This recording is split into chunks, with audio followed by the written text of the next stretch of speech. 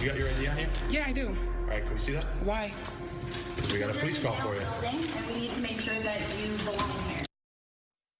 Now, this is video from Yale University where a black woman got the police called on her for the crime of falling asleep in her own dorm building. Unbelievable.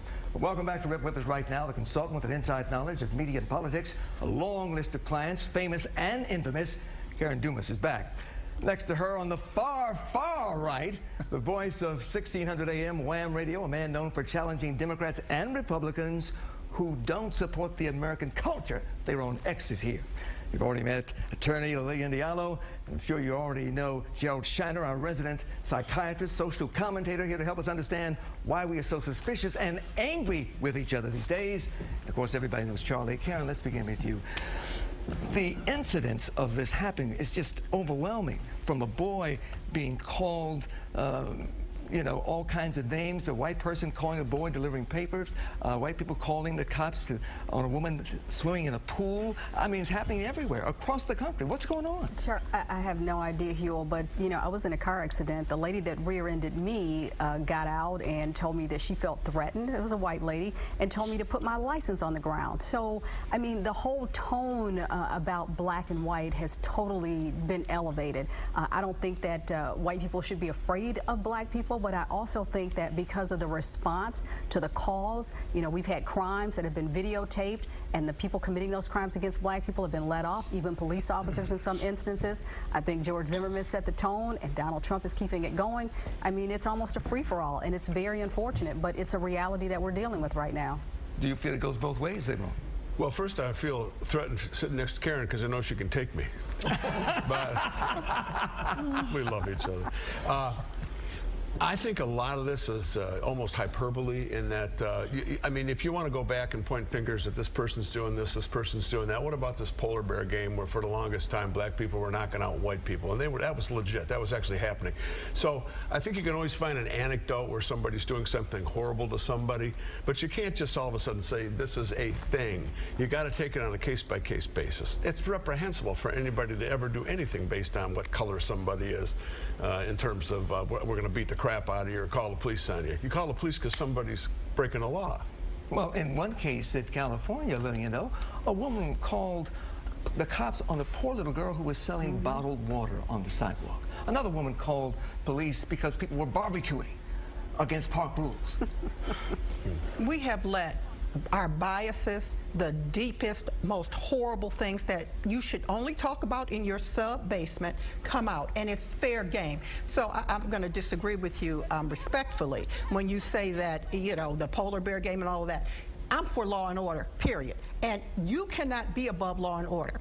And they're calling the police on us black folks. We have been scared for years, but we still keep going. I don't try to knock you out. I don't try to do any of that. But we have to understand what is going on in this country. We have a leader that has talked about, that's my African American. He talks about race. He talks about gender. Barack Obama divided people more than Donald Trump ever will. Well, good for him. I don't know. I'm not talking about him right now. Legacy no, right now. No, you're hating on Obama's legacy right now. I don't hate anything. Absolutely. You must have not been happy, like so many people weren't, that this black, articulate man was elected president of these United States, because it was said during our lifetime it would never happen. And because it didn't happen. It absolutely happened. You didn't get a black man for president. You got a Marxist. Okay, well, whatever you're talking about, no, that's just another way to smear and demean black people. I don't demean anybody. Absolutely, you just sat there and you did opinion, it. sister. We all have opinions, and I'm not your sister. We're going to be good, but I'm telling you, it's all about how we're perceived. You cannot speak up. You are less than. You will bow down. And understand this, Who says that to anybody? It will never happen. And who pays attention to it if they do? It's your own fault if they do. All these people dying. Let me bring Dr. Shiner in here, because look, what we saw here on a minor scale is reflected in the society as well. Absolutely, absolutely. It's more overt, and these are things, as you said, when you talk about in your sub-basement, you think in the back of your mind, because maybe some suspicion of people who aren't like us is part of our DNA, but here we have laws, rules of civility, not just political correctness, but civility. We're polite to each other in public. public, and we conduct ourselves according to the rule of law. We don't discriminate against one another. We don't use disparaging racial comments. What's disturbing for me is not only that this is out in the open, and we're seeing videos like this every day. A 15-year-old girl in a bikini gets taken down by 2 police officers because she doesn't listen, or she doesn't listen fast enough. A little girl selling lemonade, a little boy out in front of his house. And what's more disturbing than that is when the police are called, instead of enforcing the law, instead of resolving a conflict, they take one side or the other. And the police say, we want your ID, you have to get out of here, you have to respect me. And nothing is worse for a police officer than if you defy his authority. He gets threatened, he escalates, and he uses force. That's the tragedy here. Well, in one case, I saw a man berating a woman who happened to be wearing a Puerto Rican T-shirt. And he told her, you can't wear that T-shirt in this country. He's obviously an ignorant man who doesn't realize that Puerto Ricans are Americans. What about people beating up people? Here's what I don't like, though. I think when the cops come out, the cops should arrest the people for making a stupid police report. The problem here is that if it's a white person, and we've seen examples, we just talked about many examples. You can't just call the police all the time. But it happens all the time. It happens all the time. The police must come out, they must investigate. But you know what? If you make a false police report, I think you should pay the price. What about Steve Lucas on Michigan Police officer got suspended. Police officer got suspended. Another police officer resigned for not helping someone who's being racially shamed.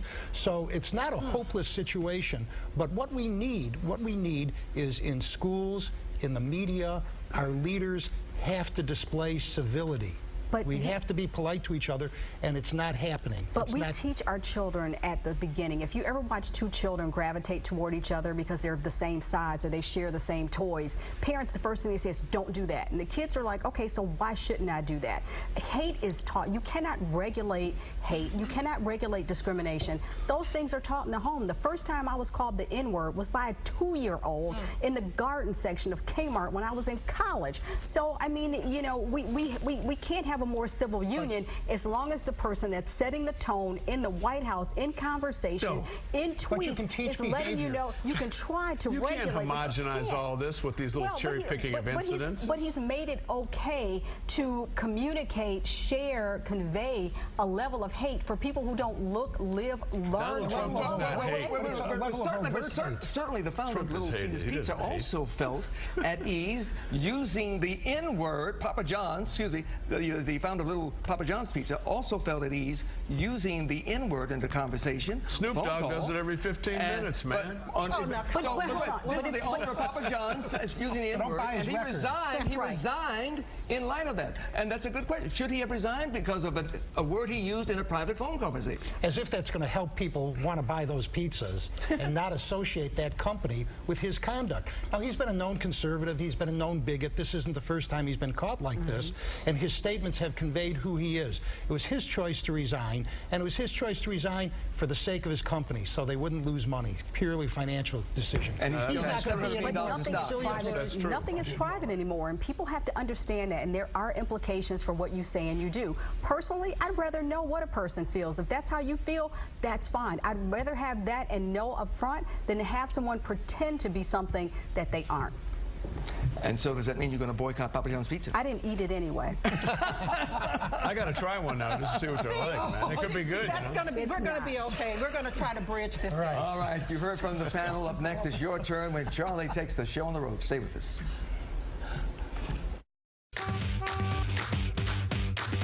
White people are calling the cops on black people. This is news. It's going to take the whole of humanity to correct it. I was literally I was at a Meijer parking lot last night and watched a woman, watch these 3 black kids. She's a white woman. She was a white woman. Do you think that's true? Do I think it's true? Yeah. Where have you been? Can I really say what I want to say? Yeah, say it. You can say it. Okay. I believe that Trump brought out what was on the mind to being very, very verbal with it now. What is the statistics that shows that? Is that true? Who says that? A white person can come in the black neighborhood and walk freely. I've had a cross burned on my yard. I've been called in. Black person go to a white neighborhood, it's like they calling the cops. Like the folks who are calling the police on children who are mowing lawns, the people who would write, don't, leave or no allowed, those people are terrorists. The community has to really take charge of the situation. There's something mentally wrong with people to think that every time they see a person of color or a black person that there's a problem, that they've done something. That's a psyche issue. All right, closing statements. Everybody gets 15 seconds. The end. We have got to be more civilized. We have lost civility. That's the problem right now in America. You feel you can say and do. And remember, to me, racism was created for the lowliest of man, so they would feel good about who they are and what they are instead of fixing who and what they are and what makes them unemployable or unlikable. They're wrong. I think that we're living a lie when we talk about that this is all a thing within the public schools, because that's in large part where all of this started. The discipline went downhill when people started making excuses for people getting up and walking around the classroom, calling it cultural. Next thing you know, you got a kid getting out of high school that can read at a third grade level. That's where this all started and ends, with the public school system. Both black and white, I would assume.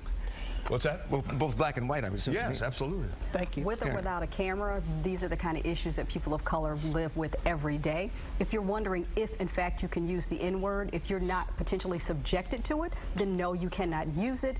And in the words of Jason Mitchell, 911 is for emergencies, not your insecurities. Dr. Steiner. Feeling threatened is no excuse to call the police. Feeling threatened by your peer. The fish rots from the head down, and the examples we see from our leaders and our politicians tells us that this kind of speech is okay, and it's not. The media promotes it, and we need to vote at the ballot box to send the message that it's not okay. Parents have to enforce that with their kids. Schools have to have the mandate to enforce that in the schools too.